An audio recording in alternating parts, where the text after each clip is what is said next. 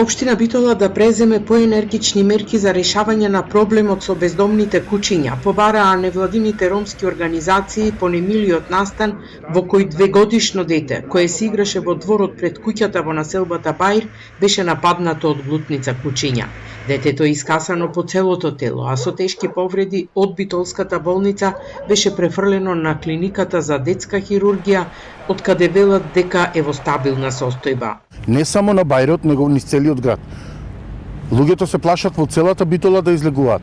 Сега доаѓајќи навамо, имаше буквално кај Шекерзада, на 100 метри од општина Битола му стојат куќињата.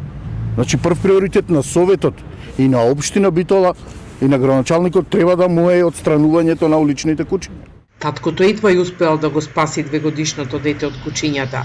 Тоа има повреди на лицето, вратот, стомакот, препоните и нозете. Глутница на куќиња буквално влегоа во дворот и го растргнаа детето, влечкајќи го 200 до 300 метри.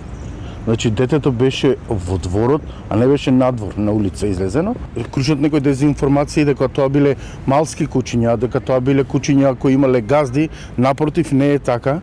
Од општина Битола велат дека веќе функционира прифатилиштето за бездомни куќиња по принципот залови, стерилизирај, вакцинирај и врати, но потребни се неколку години за да се намали нивната популација. Сепак, уличните куќиња се проблем не само во Битола, туку во повеќе градови низ државата. Минатата недела од куќиња скитници беше касната скопјанка која трчала на кеот на Вардар. Општините од буџетот секоја година исплаќаат илјадници евра за обештетување на граѓани кои биле каснати од улични куќиња.